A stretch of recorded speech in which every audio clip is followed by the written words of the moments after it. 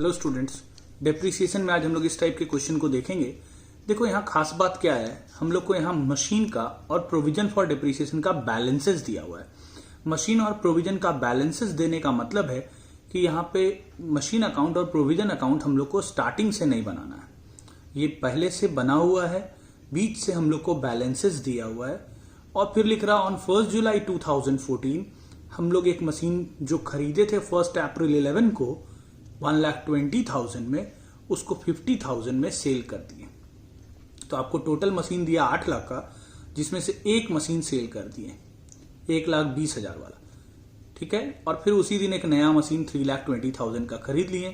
Depreciation 15% के rate से original cost method है, साल मार्च में खत्म होता है। यानी यहां आपको सिर्फ 1 साल का मशीन अकाउंट और 1 साल का प्रोविजन फॉर डेप्रिसिएशन अकाउंट बनाना है। तो हम लोग को मशीन और प्रोविजन का बैलेंसेस दिया हुआ है, तो हम लोग ऐसे छोटा छोटा मशीन अकाउंट और प्रोविजन अकाउंट बनाएंगे। 1 अप्रैल 2014 को मशीन का बैलेंस दिया है 8 लाख और प्रोविजन का बैलेंस दिया है 3,10,000।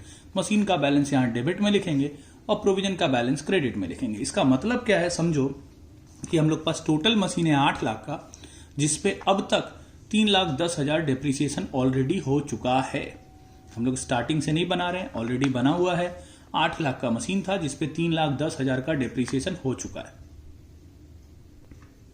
अब देखो लिखता है 1 जुलाई 2014 को हम लोग एक मशीन बेच रहे हैं जो कि अप्रैल 2011 में खरीदे थे।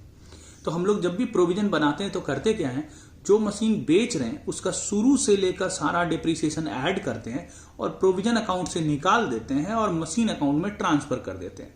और अगर डिस्पोजल अकाउंट बनाते हैं तो डिस्पोजल अकाउंट में ट्रांसफर कर देते हैं। तो ये 1,20,000 का मशीन हम लोग बेच रहे हैं, तो इस 1,20,000 के मशीन का शुरू से अब तक जो भी डेप्रिसिएशन हुआ होगा वो जोड़ेंगे और जोड़ के प्रोविजन अकाउंट से निकाल देंगे और मशीन अकाउंट में ट्रांसफर कर देंगे। यहाँ डिस्पोजल बनाने नहीं बोला है। बेचे कब है, 1 जुलाई 14 को।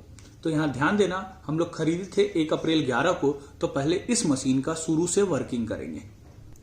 तो देखो 1 अप्रैल 11 को हम लोग ये मशीन खरीदे थे 1,20,000 में। 31 मार्च 12 को पहला डेप्रिसिएशन दिए 18,000। फिर 1 अप्रैल 12 को दाम आ गया 1,02,000। फिर डेप्रिसिएशन दिए 18,000 क्योंकि ओरिजिनल कॉस्ट मेथड है। फिर आ गया 1 अप्रैल 13 को 84,000। फिर 18,000 डेप्रिसिएशन दे दिए, तो 1 अप्रैल 14 को दाम आ गया 66,000। लेकिन 1 अप्रैल 14 को नहीं बेच रहे, हम लोग इसको बेच रहे हैं 1 जुलाई 14 को। तो 1 जुलाई 14 को इस पे डेप्रिसिएशन देंगे 3 महीने का। तो 3 महीने का डेप्रिसिएशन आएगा 4,500, घटा के आ गया 61,500। अब इसको हम लोग बेच दिए हैं 50,000 में, तो 11,500 का लॉस आ गया, ठीक है। तो अब हम लोग को यहां ध्यान क्या देना है, ये देखो हम लोग को 1 अप्रैल 14 का बैलेंस दिया है, लेकिन 1 अप्रैल 14 के बाद 1 जुलाई 14 को देखो इसमें फिर से डेप्रिसिएशन है। तो 1 अप्रैल 14 के बाद 1 जुलाई 14 यानी 3 महीना और यूज किए और उसके बाद सेल किए। तो 3 महीना और यूज किए तो 3 महीने का डेप्रिसिएशन दिए 4,500। और जो भी डेप्रिसिएशन होता है हम लोग पढ़े थे प्रोविजन अकाउंट में, यहां लिखते हैं बाय डेप्रिसिएशन के नाम से। तो इसको लिखेंगे बाय डेप्रिसिएशन अकाउंट 4,500। अब इस मशीन को सेल कर रहे हैं, तो हम लोग पढ़े थे जो बेचते हैं उसका सारा डेप्रिसिएशन शुरू से लेकर जोड़ते हैं और जोड़ के प्रोविजन अकाउंट से निकाल देते हैं और मशीन अकाउंट में ट्रांसफर कर देते हैं। तो इसका सारा डेप्रिसिएशन जोड़े आया 58,500। ये 58,500 प्रोविजन अकाउंट से निकाल देंगे। इधर लिखते हैं टू मशीनरी अकाउंट। तो 1 जुलाई 14 को ये लिख देंगे टू मशीनरी अकाउंट। तो इसका जर्नल बनेगा provision for depreciation to machinery. तो ये यहां आ जाएगा 1 जुलाई 14 को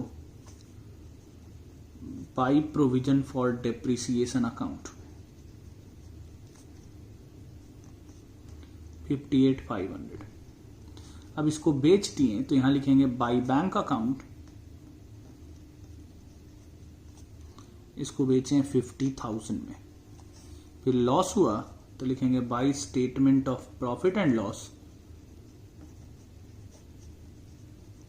11,500। और अब जो मशीन बेचे उसका काम खत्म, जो मशीन बेचे उसका काम खत्म हो गया। अब इसी दिन एक नया मशीन परचेज कर लिए। देखो लिखता है उसी दिन एक नया मशीन 3,20,000 का परचेज कर लिए। तो नया मशीन परचेज की यहां लिखेंगे टू बैंक के नाम से 3,20,000 का। ठीक है, अब साल खत्म होगा 31 मार्च को, और 31 मार्च को बचे हुए मशीन्स पे डेप्रिसिएशन देंगे। तो अब हम लोग को देखना है बचा हुआ मशीन्स कितना है। तो देखो, पहले था 8 लाख का मशीन, उसमें से 1,20,000 का सेल कर दिए, तो बच गया 6,80,000 का मशीन। नहीं, 8 लाख का मशीन था, उसमें से 1,20,000 का सेल किए, तो बचा 6,80,000 का मशीन। और नया खरीदे एक 3,20,000 का मशीन। तो पहले से था 6,80,000 का, नया खरीदे 3,20,000 का। 6,80,000 का जो था ये तो पहले से था, पुराना मशीन है, तो इस पे पूरे साल का डिप्रिसिएशन देंगे। और 3,20,000 का जो खरीदे वो जुलाई में खरीदे, तो इस पे 9 मंथ्स का डिप्रिसिएशन देंगे। तो ये आएगा 1,02,000 और ये आएगा 36,000। तो टोटल डिप्रिसिएशन हो गया 1,38,000। तो ये 1,38,000 अभी हम लोग डिप्रिसिएशन देंगे। तो ये यहां लिख देंगे 1,38,000। अब इसको टोटल करेंगे और बैलेंस करेंगे, साल खत्म हो गया। उसी तरह मशीन अकाउंट को भी टोटल करेंगे और बैलेंस करेंगे। तो देखो, मशीन को बैलेंस किए, मशीन का बैलेंस आया 10 लाख, और प्रोविजन को बैलेंस किए तो प्रोविजन का बैलेंस आया 3,94,000। इस टाइप का एक क्वेश्चन और देखते हैं। देखिए 29 नंबर क्वेश्चन है, लिखता on 1 April 2018 following balances appeared in the books of messrs Krishna traders. Furniture दिया 50,000 और प्रोविजन फॉर डेप्रिसिएशन उस पर दिया 22,000। फिर लिखता 1 अक्टूबर 2018 को हम लोग एक फर्नीचर बेच दिए 20,000 का, जो कि 2014 अप्रैल में खरीदे थे और 5,000 में सेल किए। यानी 1 अप्रैल 2014 में जो 20,000 में खरीदे थे उसको 1 अक्टूबर 18 को 5,000 में सेल कर दिए, और उसी दिन एक नया 25,000 का परचेज भी किए। डिप्रिसिएशन देते हैं 10% पर एनम के रेट से, ओरिजिनल कॉस्ट मेथड है, साल खत्म होता है मार्च में। और लिखता क्या है, यहाँ एक खास बात है, no depreciation was charged on the asset in the year of sale. यानी अगर कोई एसेट हम लोग सेल करते हैं तो वो जितने भी महीने के बाद सेल करे उस पर हम लोग को डेप्रिसिएशन नहीं देना है। यानी अगर मान लो कोई हम लोग मई में बेचते हैं, जून में बेचते हैं, अगस्त में बेचते हैं, अक्टूबर में बेचते हैं, तो उस पर हम लोग उतने महीने का उस साल जिस साल सेल कर रहे हैं उस साल डेप्रिसिएशन नहीं देंगे। तो देखो, ये अक्टूबर में 2018 में सेल कर रहे हैं, तो इस पे जो 6 महीना बीत रहा है उस 6 महीने का डेप्रिसिएशन नहीं देंगे। तो ध्यान देना, सबसे पहले फर्नीचर का बैलेंस है 50,000 और प्रोविजन है उसका 22,000। तो फर्नीचर लिख लिए 50,000 और उसका प्रोविजन लिख लिए 22,000। अब एक फर्नीचर सेल कर रहे हैं 20,000 वाला, जो अप्रैल 2014 में खरीदे थे। तो देखो, 1 अप्रैल 14 को खरीदे थे 20,000 में, 31 मार्च को साल खत्म हो गया, एक साल पूरा बीत गया, तो एक साल का डिप्रिसिएशन दिए 2,000 क्योंकि 10% देना है। आगे 18,000, फिर दिए 2,000, फिर दिए, इस तरह से करके 1 अप्रैल 18 का दाम आ गया 12,000। 1 अक्टूबर 18 को बेच रहे हैं तो 6 महीना बीत गया, तो 6 महीना का डिप्रिसिएशन देना चाहिए। लेकिन इस क्वेश्चन में लिखा है कि जिस साल बेच रहे हैं उस साल डिप्रिसिएशन नहीं देना है, तो इसको सीधे बेच देंगे। और इसको हम लोग बेच रहे हैं, इसको बेचे हम लोग 5,000 में, तो लॉस हो गया 7,000 का। तो जो मशीन बेच रहे हैं उसका सारा डिप्रिसिएशन जोड़ के हम लोग प्रोविजन अकाउंट से निकाल लेते हैं और मशीन अकाउंट में ट्रांसफर कर देते हैं। यहाँ फर्नीचर है तो प्रोविजन अकाउंट से निकाल लेंगे और फर्नीचर अकाउंट में ट्रांसफर कर देंगे। देखो, हम लोग को 1 अप्रैल 18 का दाम दिया है, 1 अक्टूबर 18 को हम लोग बेच रहे हैं, तो 1 अक्टूबर 18 को अगर कोई डिप्रिसिएशन होता तो पहले वो लिखते हैं यहाँ बाई डिप्रिसिएशन। लेकिन इसमें लिखा हुआ था कि जो बेच रहे हैं उस पर डिप्रिसिएशन हम लोग उस साल नहीं देते हैं, इसलिए यहाँ 1 अक्टूबर 18 को कोई डिप्रिसिएशन नहीं आया। अब जो बेच रहे हैं उसका सारा डिप्रिसिएशन जोड़ेंगे और जोड़ के प्रोविजन अकाउंट से निकाल लेंगे और फर्नीचर अकाउंट में ट्रांसफर कर देंगे। तो यहाँ लिखेंगे टू फर्नीचर अकाउंट, उसका सारा डिप्रिसिएशन जो बेच रहे हैं उसका। तो इसका सारा डिप्रिसिएशन देखो 2,000, 2,000, 4,000, 2,000, 2,000, तो टोटल हो गया 8,000। तो 8,000 इस पर डिप्रिसिएशन हुआ, तो ये पूरा 8,000 जोड़ के प्रोविजन अकाउंट से निकाल लेंगे। तो ये 8,000 प्रोविजन अकाउंट से निकाल के फर्नीचर में ट्रांसफर कर दिए, जर्नल बना provision for depreciation to furniture. तो यहाँ आ जाएगा 1 अक्टूबर 18 को by provision for depreciation account. अब इसको बेचें हम लोग 5,000 में, तो लिखेंगे बाई बैंक अकाउंट।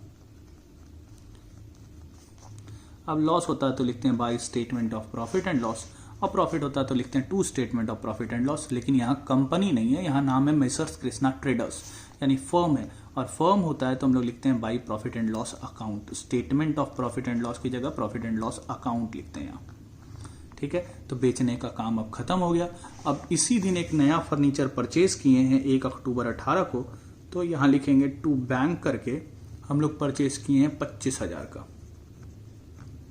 ठीक है, अब साल खत्म होगा 31 मार्च को, तो 31 मार्च को डेप्रिसिएशन देंगे, तो वो डेप्रिसिएशन यहाँ लिखेंगे बाई डेप्रिसिएशन करके। तो अब यहाँ ध्यान क्या देना है कि देखो पहले से था फर्नीचर 50,000 का, उसमें से 20,000 का बेच दिए तो बच गया 30,000 का। उस 30,000 पे पूरे साल का डेप्रिसिएशन देंगे और इस 25,000 पे हम लोग 6 महीने का डेप्रिसिएशन देंगे क्योंकि ये अक्टूबर में खरीदे। तो 30,000 का पूरे साल का आएगा 3,000 और इसका आएगा 1250, तो टोटल हो जाएगा 4,250। तब इसको जोड़ेंगे और बैलेंस करेंगे और इसको भी जोड़ेंगे और बैलेंस करेंगे, और कुछ है नहीं। तो बैलेंस किए तो फर्नीचर का बैलेंस आया 55,000 और प्रोविजन का बैलेंस आया 18,250। आज इतना रहने देते हैं, बाकी हम लोग नेक्स्ट वीडियो में पढ़ेंगे।